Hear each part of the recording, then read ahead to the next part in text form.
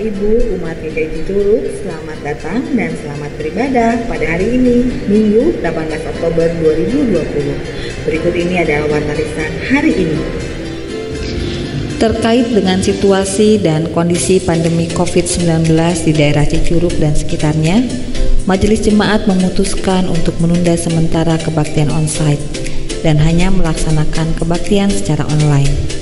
Jemaat dapat mengakses ibadah online melalui halaman Facebook ataupun kanal YouTube GKI Cicurug.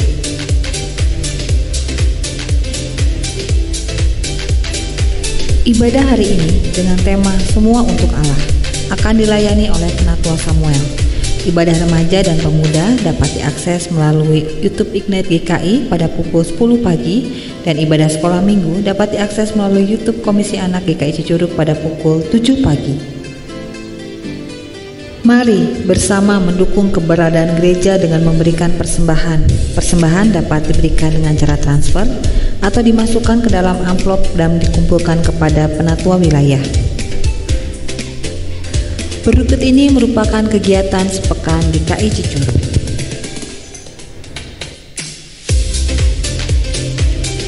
Untuk kenyamanan dan kelancaran kegiatan anak-anak sekolah minggu, akan segera dilakukan proses renovasi gedung sekolah minggu. Mohon dukungan jemaat agar semua proses dapat berjalan dengan lancar. Demikianlah warta lisan hari ini. Selamat beribadah.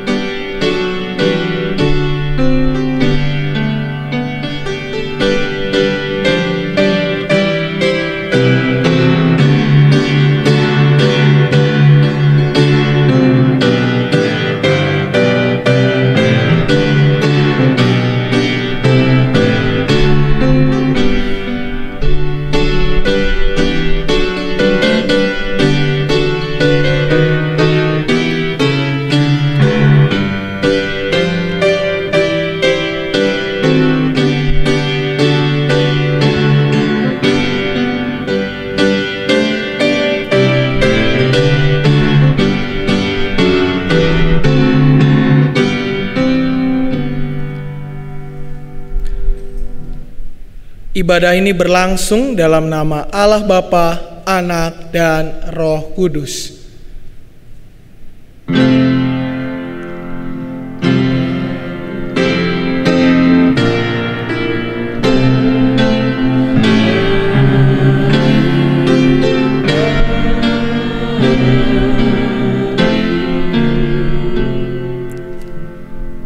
Damai Kristus beserta saudara. Dan beserta saudara juga. Jemaat silakan duduk.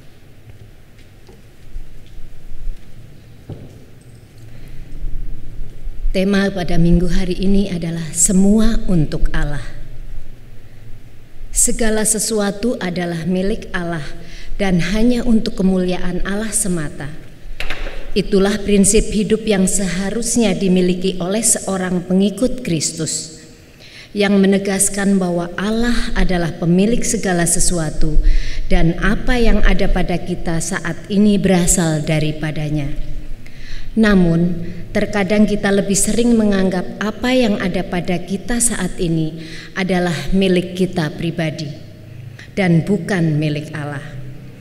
Kita lebih sering menganggap apa yang ada sebagai hasil usaha kita sendiri dan bukan pemberian Allah. Mari sejenak kita merenungkan diri kita sambil memohon ampun kepada Tuhan atas kesalahan kita.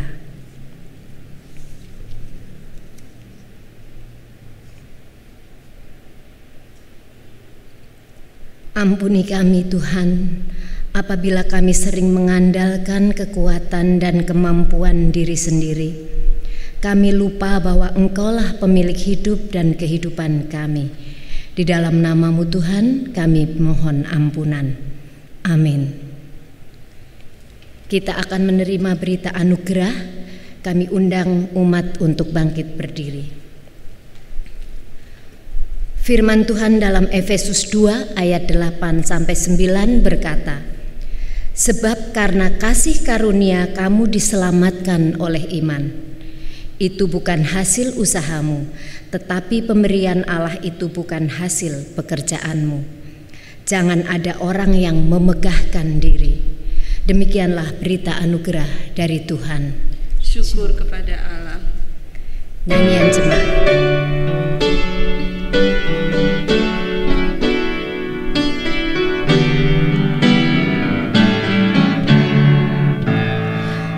Berbahagia, yakin teguh, Yesus abadi kepunyaanku. Aku warisnya, ku ditebus, ciptaan baru Roh Kudus.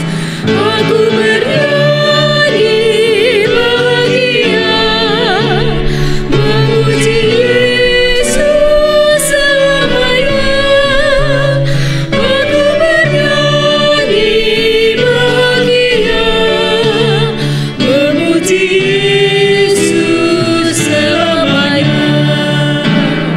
Aku serahkan diri penuh, dalam Tuhanmu hatiku teduh, sambil menyongsong kembalinya. Ku diliputi anugerah, aku bernyanyi bahagia, memuji Yesus selamanya. Aku bernyanyi bahagia, memuji Yesus selamanya. Umat dimohon duduk kembali.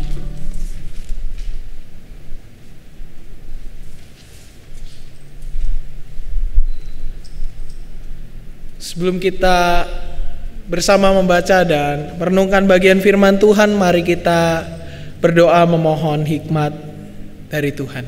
Kita berdoa.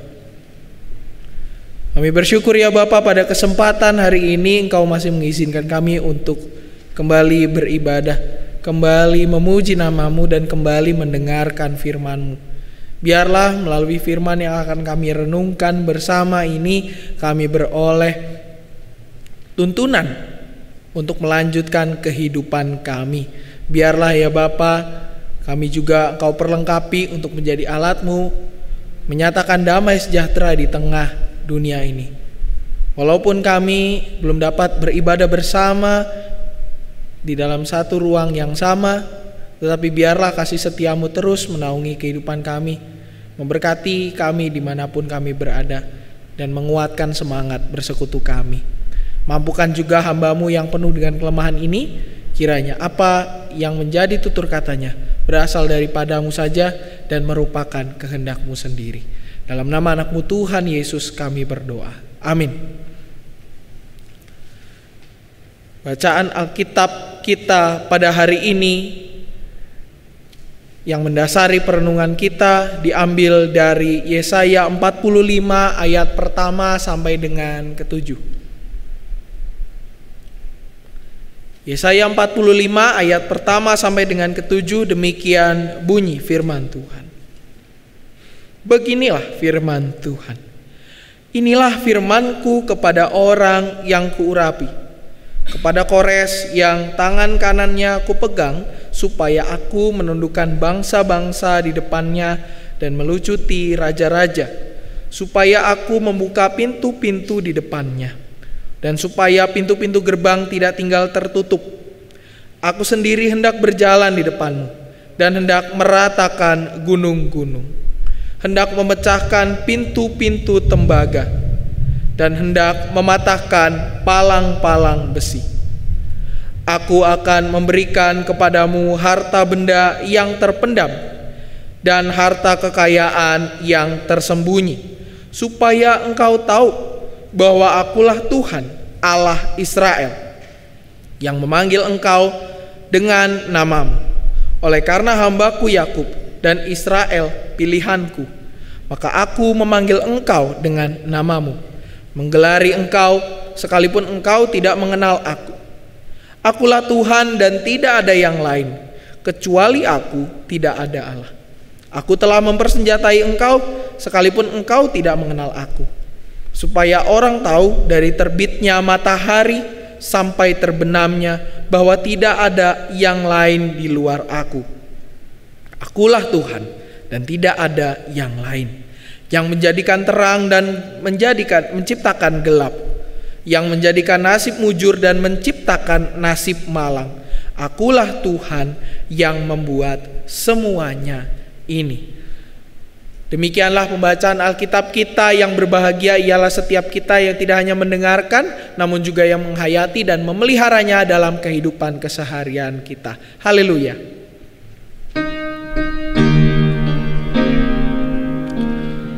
Haleluya. Haleluya.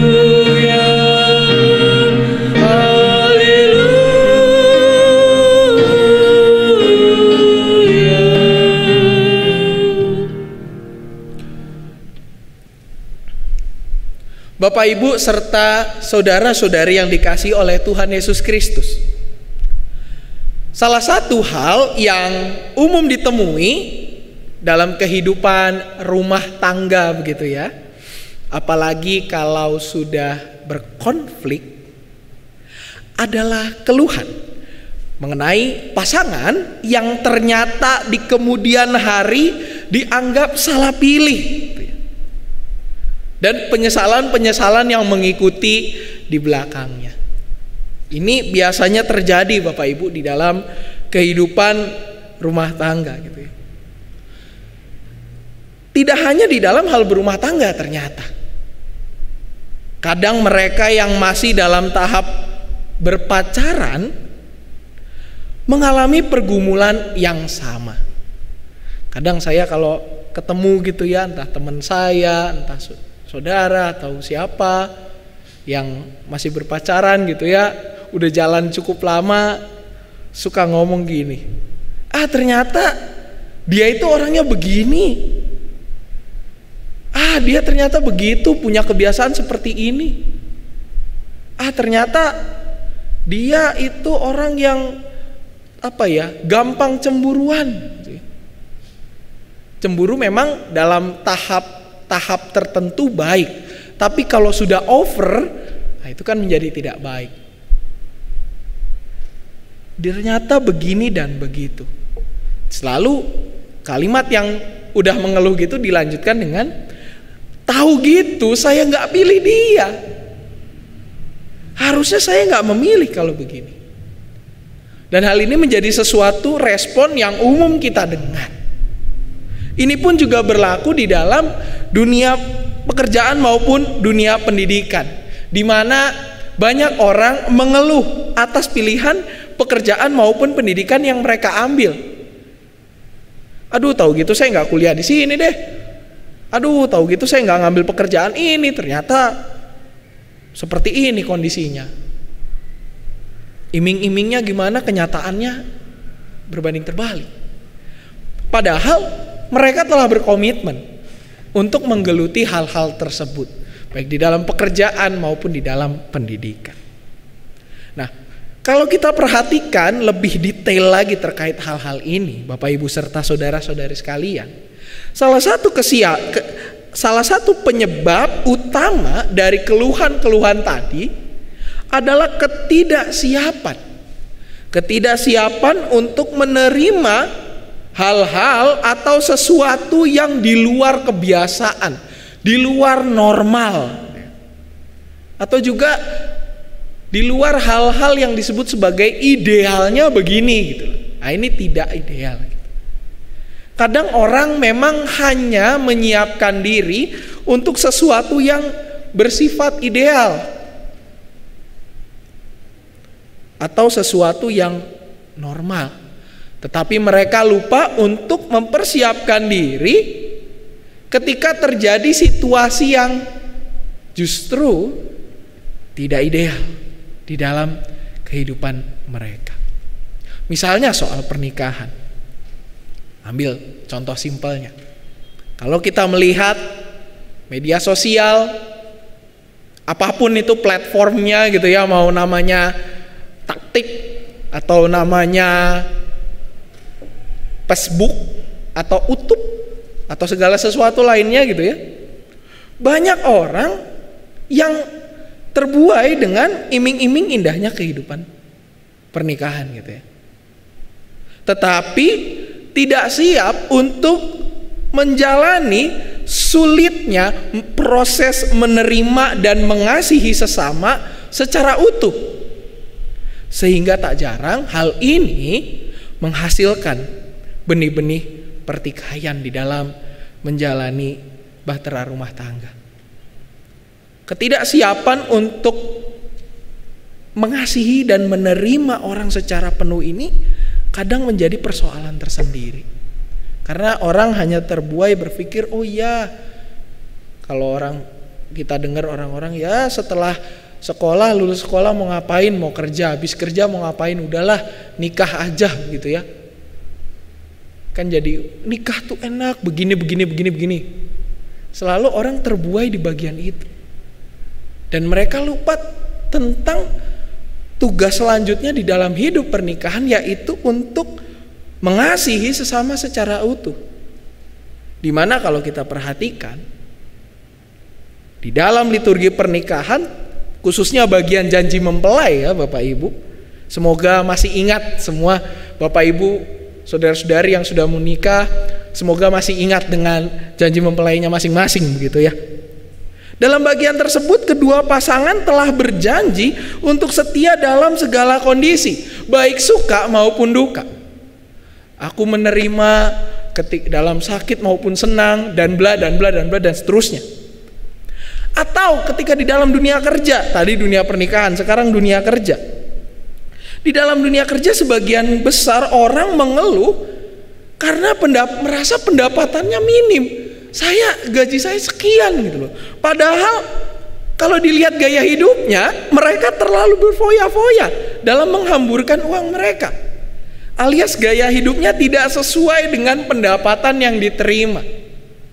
Gaji sekian naik motor yang 250 cc ke atas, padahal tahu itu motor konsumsi BBM-nya boros gitu loh.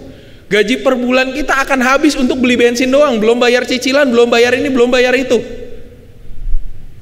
Kalau kita bikin perhitungan real, sebenarnya gaji kita itu hanya cukup untuk membeli motor yang cc-nya 125 misalnya. Tadi 250 berkali-kali lipat. Konsumsi BBM jauh lebih rendah. Gara-gara kita pengen punya motor yang gede gitu ya, saya pengen punya motor gede 250 cc. Kalau orang kan motivasinya punya motor gede bukan pengen kebut-kebutan ya Bapak Ibu serta saudara-saudari ya, buat gaya-gayaan ketika nongkrong gitu ya. Biar kalau yang laki-laki biasanya biar ada cewek yang mandang gitu ya, pulang kerja, wih motornya mantap jiwa gitu ya. Tapi pendapatan gak sesuai. Buat beli bensin aja per bulan yang gak cukup. Beli bensin aja gak cukup, apalagi bayar cicilan. Itu belum lagi dia harus menghitung biaya makannya dia. Mengeluhlah mereka, gajinya kurang, yang gak akan pernah cukup kalau gaya hidupnya seperti itu. Atau dalam peribahasa yang kita pelajari, namanya besar pasak daripada tiang. Nah, bagaimana dengan kata Alkitab terkait hal ini?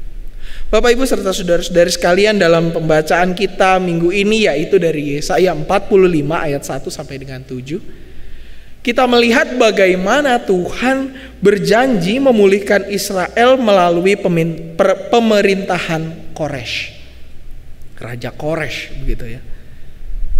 Perlu diketahui Bapak Ibu bahwa Yesaya 45 ini ditulis ketika bangsa Israel ada di dalam pembuangan. Tepatnya ketika Israel yaitu Yudea ya, kan Israel sebelum pembuangan mereka terpecah dua setelah zaman Salomo. Ada Israel yang utara, ada yang selatan. Yang selatan namanya Yudea, yang utara namanya Israel Utara, tetap mempertahankan namanya Northern Kingdom of Israel. Ibu kotanya kalau yang selatan itu di Yudea, yang utara di Samaria gitu ya. Nah, dua-duanya ketika penulisan Yesaya 45 ini, dua-duanya sudah hancur. Sudah dihancurkan oleh bangsa-bangsa penjajah. Nah, sebagai orang-orang yang dibuang, berada di dalam tanah pembuangan, ada kerinduan dari mereka untuk kembali ke tanah kelahiran mereka. Atau bahasa simpelnya sekarang lagi ngetren nih, pulang kampung gitu ya. Udah pulang kampung aja, di sini saya ngapain? Di tanah perantauan saya nggak bisa menghasilkan apa-apa, udahlah saya pulang kampung saja. Nah, mereka di tanah pembuangan gitu ya. Kalau kita di tanah perantauan, mereka di tanah pembuangan gitu ya. Mereka ada kerinduan untuk kembali. Kenapa? Ini bukan tanah kami. Ini bukan tempat di mana kami berasal. Asal kami itu ya dari Israel. Mereka yang rindu untuk pulang itu tidak semata-mata hanya untuk pengen pulang gitu ya, kayak kita pengen pulang ke rumah, enggak, tapi juga ingin membangun kembali kampung mereka yang hancur akibat pendudukan para penjajah. Salah satu simbol kebanggaan Israel yang dihancurkan dan ingin mereka bangun kembali adalah Bait Allah. Itu menjadi sebuah simbol buat kehidupan umat bangsa Israel. Nah, di dalam bacaan ini kita melihat bagaimana Allah merespon gitu ya. Allah merespons kerinduan umatnya tadi dengan menjanjikan pembebasan. Lewat siapa? Lewat sosok pemimpin bernama Koresh. Dalam ayat 1 kita dapat melihat Koresh itu sebagai yang diurapi. Inilah firmanku kepada orang yang kuurapi, kepada Koresh yang tangan kanannya ku pegang. Istilah yang diurapi ini dalam bahasa Ibrani erat kaitannya dengan istilah yang pasti kita kenal, yaitu Mesias. Dan memang arti kata Mesias di dalam bahasa Ibrani Mashiach gitu ya, itu artinya adalah yang diurapi. Dengan demikian, Koresh di dalam bagian ini menjadi sosok Mesias yang tidak berasal dari Israel, pertama, sekaligus satu-satunya orang bukan Israel, karena Koresh itu adalah seorang dari Persia, raja Persia gitu ya. Orang dari bukan Israel yang diurapi untuk membebaskan bangsa Israel. Bahkan di ayat ketiga, Allah sendirilah yang akan memperkenalkan diri kepada Koresh. Karena apa? Karena ia telah menggelarinya sekalipun Koresh belum mengenal Allah. Allah sudah lebih dahulu mengenal Koresh. Jauh lebih dulu daripada Koresh mengenal Allah. Dan inilah yang menjadi sebuah hal yang mengingatkan bangsa Israel bahwa Allah mereka adalah Allah yang maha kuasa, yang menjadikan segala sesuatunya. Dalam ayat 7 kita bisa lihat bahwa dialah Tuhan yang menciptakan segala sesuatu, yang menjadikan nasib mujur dan nasib malang. Akulah Tuhan yang membuat semuanya ini. Ini menjadi sebuah hal yang juga hendak Allah ajarkan kepada bangsa Israel, bahwa dialah sang pencipta segala sesuatunya, termasuk untuk memakai Koresh sebagai alatnya.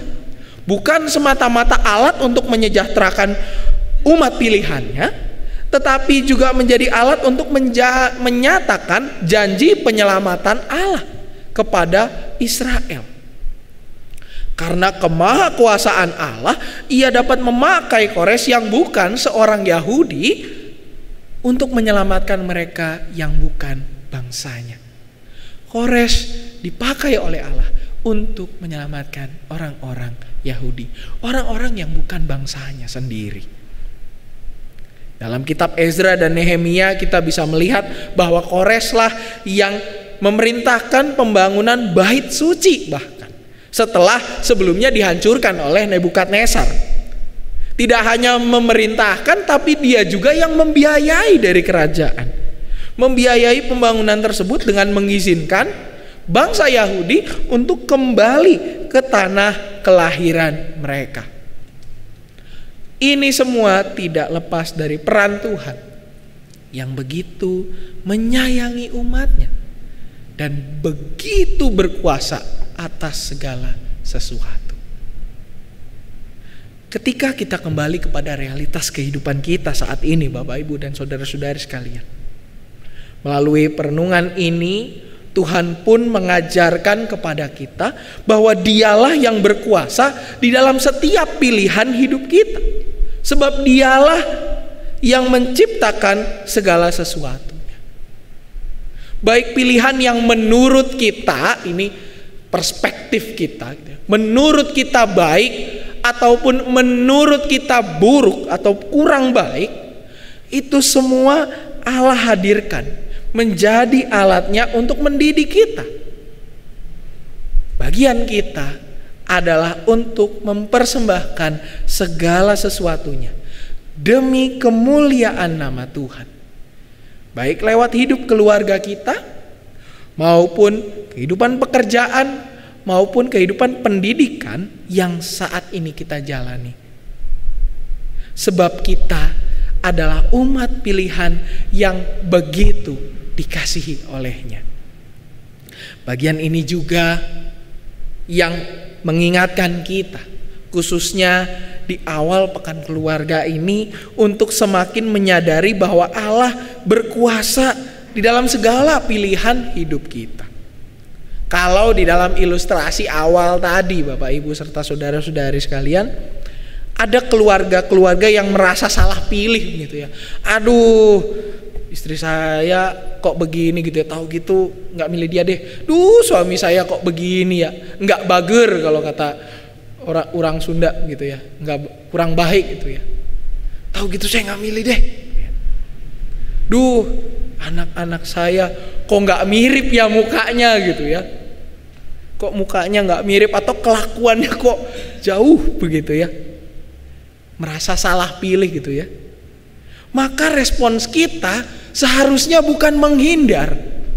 Bukan menghindar dari kenyataan yang ada di depan kita, tetapi kita harus terus menghadapinya bersama-sama dengan anggota keluarga yang telah Tuhan hadirkan di dalam kehidupan kita.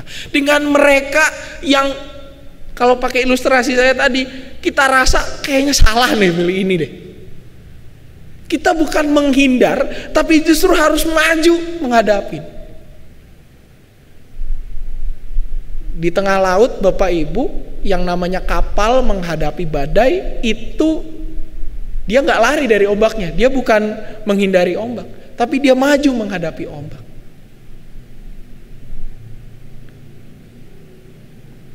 Bukan kita lari. Karena apa? Karena Tuhan telah memperlengkapi kita dengan berbagai hal. Akal budi, pikiran, perasaan. Itu semua sudah Tuhan berikan kepada kita. Kalau kita merasa gagal di dalam kehidupan keluarga atau kehidupan pendidikan ataupun pekerjaan kita, justru pada saat ini, inilah momen yang tepat untuk melihat kembali perjalanan kehidupan kita. Perjalanan kehidupan kita bersama dengan keluarga kita. Apakah kita sudah berjalan di jalan yang Tuhan siapkan, atau justru kita terlalu mengedepankan dan mementingkan kehendak pribadi kita? Ini menjadi salah satu cara kita untuk menghadapi ombak. Kapal memang betul dia ketika badai menghadapi ombak, tetapi dia juga punya perhitungan yang matang. Ada teknik-tekniknya. Segala perhitungan harus pas, mulai dari arah jalannya, beloknya di mana dia harus belok, nanti perakiraan cuacanya gimana, semua perhitungannya harus pas. Nah, pada saat ini kita diajak untuk merenungkan kembali perjalanan kehidupan kita. Ini menjadi cara kita untuk menghadapi ombak yang ada di depan kita. Ketika kita merasa berhasil baik di dalam keluarga, pendidikan maupun pekerjaan, ini bukan menjadi hal yang patut untuk kita sombongkan. Karena segala sesuatu hanya berasal daripada Tuhan semata. Ini justru menjadi kesempatan bagi kita untuk mengembalikan segala sesuatunya untuk kemuliaan nama Tuhan. Karena apa? Hanya karena kemurahannya saja kita bisa berhasil di dalam bagian-bagian tersebut. Marilah di minggu ini juga kita semakin sadar bahwa semua yang terjadi di dalam kehidupan kita, baik itu yang menurut kita hal yang baik, hal yang membangun, maupun sesuatu yang menurut kita hal yang buruk, hal yang menjatuhkan, membuat saya sakit, gitu ya. Itu semua berasal dari Tuhan. Bukan untuk memojokkan kita, tetapi untuk mengajar dan menghajar kita. Tidak hanya mengajar, tapi juga menghajar kita. Supaya apa? Supaya kita semakin sadar bahwa Dialah Sang Empunya dan Pencipta segala sesuatu. Oleh karena itu, sudah sepantasnya kita bersyukur kepada Tuhan. Dengan cara apa? Dengan cara kita mempersembahkan hidup kita untuk kemuliaan namanya. Memang ini bukan sesuatu yang mudah. Berbicara mempersembahkan hidup kita berarti kita tidak semata-mata hanya melakukan pelayanan di gereja. Tidak hanya terlihat aktif di gereja, tetapi juga kita aktif di dalam masyarakat di mana kita berada. Untuk apa? Untuk mengusahakan perdamaian. Untuk mengusahakan supaya nama Tuhan boleh dikenal lewat kehidupan kita. Tidak hanya aktif di luar saja, tetapi juga di dalam gereja. Dengan melakukan persekutuan bersama-sama. Bukan hanya sekedar menjadi anggota yang tercatat di dalam buku lembar kinerja dan kehidupan anggota jemaat GKI Cicurug, tetapi juga menjadi anggota yang seutuhnya hadir dan aktif terlibat di dalam setiap pelayanan. Setidaknya setiap Rabu kita ada kegiatan gitu loh, walaupun online. Ya mbok ya nongol gitu loh, biar tahu oh jemaatnya yang ini. Karena apa ya, di dalam pandemi saya nggak bisa melakukan pelawatan dengan seperti sebelum pandemi. Salah satu cara kita bisa bertemu ya lewat media-media sosial yang dilakukan. Mbok ya nongol gitu loh, ngikutin renungan, mendekatkan diri kepada Tuhan. Bukan semata-mata karena pandemi menganggap gereja nggak ada kegiatan, atau katanya aduh saya susah Pak, padahal tinggal pencet doang gitu ya. Sekarang zaman apa sih yang susah Bapak Ibu? Yang namanya kita mengalami kesulitan dengan alat kita bisa tanya. Kalau nggak nanya ke sebelahnya, tanya ke cucunya. Kalau nggak nanya ke cucunya, nanya ke anaknya. Kalau masih nggak mau jawab juga, tanya sama alatnya. Ini gimana caranya? Handphone kita itu bisa ditanya zaman sekarang. Nggak percaya, cari aja videonya, banyak. Mau nanya jalan aja, mau nanya makan. Saya nggak nanya makan ke orang di sebelah saya. Saya nanyanya tinggal ke handphone, tinggal dibuka. Makanan apa yang terdekat dari pastori? Nanti keluar, ting. Oh ini. Kalau handphone kita aja udah secanggih itu, kenapa kita nggak memakai? Untuk apa? Untuk kita semakin bisa bersekutu di tengah situasi seperti ini. Jangan cuma jadi anggota jemaat yang hanya tercatat, tapi tidak nongol. Jadilah anggota jemaat yang seutuhnya ikut dan berperan aktif di dalam gereja. Tidak hanya di dalam gereja, tapi juga di masyarakat. Jangan bikin onar di masyarakat. Jadilah contoh, teladan, baik di gereja maupun di masyarakat. Karena apa? Karena itu menjadi cara kita untuk mempersembahkan hidup kita hanya kepada Allah. Emang susah? Susah Pak Sam? Ya benar, saya akuin itu susah. Tapi susah bukan berarti nggak mungkin. Segala kesulitan pasti ada jalan keluarnya. Selama kita pun berupaya untuk terus mendekatkan diri kepada Allah melalui sejumlah kegiatan yang diselenggarakan oleh gereja, baik persekutuan online maupun kegiatan-kegiatan lain. Itu menjadi cara kita untuk boleh mempersembahkan diri, hadir di tengah kehidupan jemaat, hadir di tengah kehidupan sesama. Dan ini juga menjadi cara kita untuk terus berpaut dan melekat kepada firman Tuhan yang mengingatkan kita untuk mengarahkan hidup kita hanya kepada Dia semata, sebab Dialah sumber dari segala yang kita rasakan. Dialah yang menjadi batu penjuru bagi kita, menjadi sosok yang hadir di dalam kehidupan kita untuk senantiasa menguatkan dan memenuhi segala kebutuhan kita. Amin. Saat teduh bagi kita sekalian.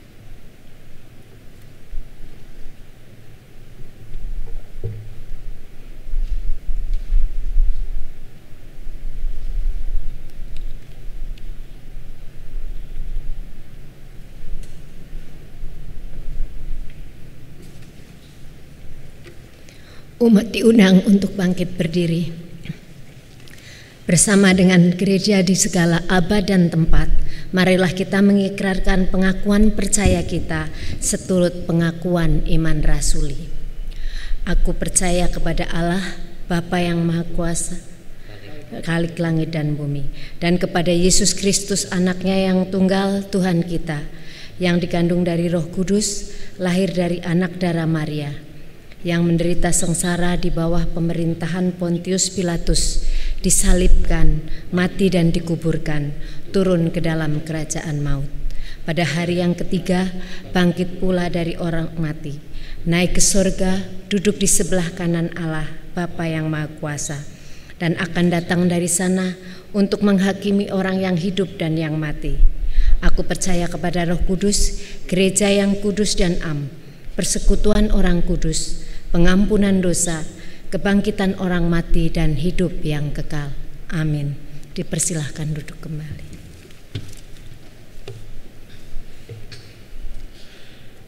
Mari Bapak Ibu serta saudara-saudari sekalian kita menaikkan doa syafaat kita kepada Tuhan. Kita berdoa. Kami bersyukur ya Bapa atas firman-Mu yang mengingatkan kami bahwa Engkaulah yang Maha Kuasa, yang menghadirkan segala sesuatu yang baik ataupun yang menurut kami kurang baik untuk mendidik kami dan semakin mengajar kami menjadi orang-orang yang hidup seturut dengan kehendak-Mu. Tuhan, mampukan kami untuk dapat melakukan firman ini dalam keseharian. Biarlah nama-Mu kami muliakan, dan biarlah hidup kami boleh menjadi persembahan yang hidup. Biarlah kami juga boleh Engkau tumbuhkan semangat kami untuk bersekutu lewat persekutuan online yang terus digagas oleh GKI Cicurug. Biarlah Engkau juga yang mengingatkan kami untuk terus mengikuti ibadah, mencari dan mempelajari akan kebenaran firman-Mu, dan mendekatkan hidup kami, melekatkan diri kami, serta seluruh aspek kehidupan kami hanya untuk kemuliaan nama-Mu semata. Kami berdoa untuk bangsa dan negara kami, khususnya di dalam penanggulangan pandemi COVID-19 ini.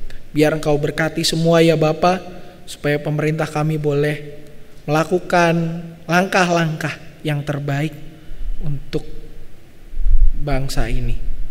Berkati juga pengujian dari vaksin yang akan diuji coba pada November ini ya Bapa. Persiapkanlah segala sesuatunya, dan biarlah semua persiapan boleh berjalan dengan baik. Juga berdoa bagi para tenaga medis yang berjuang tiada henti di luar sana. Biar Engkau juga berikan sukacita dan semangat, supaya mereka boleh terus merawat saudara-saudara kami ini, dan bersama dengan saudara-saudara kami yang dirawat menemukan jalan keluar dari permasalahan pandemi yang terjadi. Untuk pemulihan kondisi ekonomi dan stabilitas keamanan juga ya Bapa, terkait dengan implementasi Undang-Undang Cipta Kerja. Biar Engkau juga yang boleh tuntun dan pimpin, supaya segala sesuatunya boleh berjalan dengan baik. Kami juga berdoa bagi pelayanan gereja-Mu di tengah situasi seperti ini, khususnya GKI Cicurug dengan segala persekutuan, baik dalam bentuk online maupun kegiatan-kegiatan lainnya. Kegiatan pekan keluarga di mana ada lomba dari Komisi Anak. Biar juga Engkau berkati semua kegiatan pelayanan kami ini ya Bapa. Biarlah umat-Mu melalui kegiatan-kegiatan ini boleh semakin dipenuhi dalam kebersamaan di keluarga maupun juga dipenuhi oleh firman-Mu yang boleh menjadi tuntunan hidup mereka. Ibadah online yang diselenggarakan biar juga Engkau terus sempurnakan dan pakai menjadi alat-Mu untuk boleh menyatakan kerajaan-Mu, menjadi alat-Mu untuk terus mendidik kami supaya hidup seturut dengan kehendak-Mu. Para personil yang terlibat biar juga Engkau berkati. Jajaran majelis jemaat, pengurus komisi yang tiada berlelah untuk terus bekerja. Komisi dan kelompok kerja, para aktivis semua biarlah Engkau juga berkati dalam pelayanan dan kehidupan mereka. Juga kami berdoa untuk rekan-rekan kami yang dalam kondisi sakit ataupun dalam masa pemulihan. Ibu Sari, istri dari Penatua Simon, lalu Bapak Henry Andri Susanto, anak dari Bapak Willy, Saudari Halfra Fedora, Bapak Sutio, Ibu Mimi Utami, Bapak Ersat Koten, Saudari Dina Koten, Ibu Lina Eko Rahayu, Ibu Yani, dan juga Ibu Christine Suatan, Ibu Tina, maupun rekan-rekan kami yang lain yang belum dapat kami sebutkan satu persatu. Biarlah juga ya Bapak Engkau lawat setiap mereka dan pulihkan kondisi mereka. Biar Engkau juga yang tumbuhkan semangat dan juga penghiburan supaya mereka boleh tetap berpegang hanya di dalam nama-Mu saja. Biar juga ya Bapa Engkau berkati keluarga yang menyertai. Cukupkanlah kebutuhan mereka dan biarlah kehidupan mereka juga boleh dipenuhi oleh sukacita-Mu saja. Jemaat-jemaat yang mengalami pergumulan dalam urusan pekerjaan ya Bapa, juga untuk pendidikan terkait hubungan keluarga atau masalah-masalah di dalam hidup berkeluarga, baik itu terkait merindukan keturunan atau adanya konflik, atau mungkin mereka yang juga merindukan pasangan hidup, atau mereka yang bergumul dengan hal-hal lain ya Bapa, biar Engkau juga yang boleh tuntun kehidupan mereka, dan biarlah mereka boleh hidup di dalam penggembalaan-Mu saja yang menggembalakan mereka ke dalam jalan yang Engkau kehendaki. Juga untuk renovasi area sekolah minggu yang terus bergulir, rencana ini biarlah Engkau matangkan ya Bapa, dan biarlah ini boleh terlaksana pada waktunya. Cukupkanlah segala kebutuhan yang dibutuhkan, dan biarlah anak-anak-Mu kelak boleh memiliki fasilitas untuk belajar memperdalam firman-Mu dengan lebih baik lagi.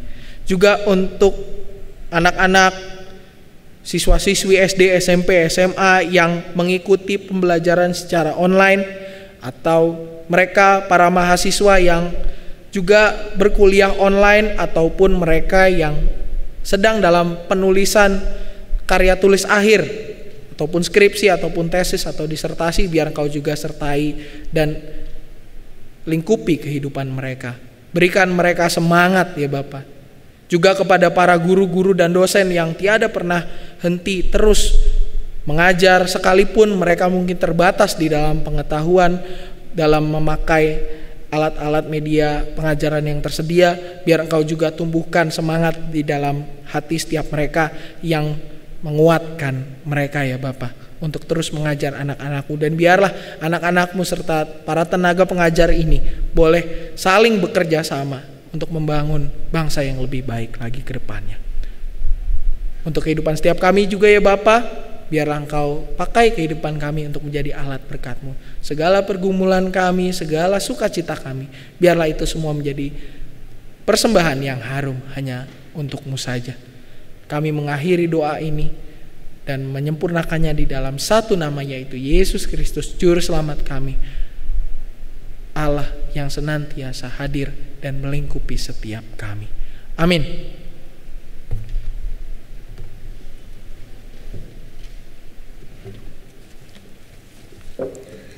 Umat yang dikasihi Tuhan, mari kita membawa persembahan syukur kita yang didasari dari Roma 11 ayat 36. Sebab segala sesuatu adalah dari Dia dan oleh Dia dan kepada Dia. Bagi Dialah kemuliaan sampai selama-lamanya. Kini kita akan membawa persembahan yang telah dikumpulkan kepada Tuhan.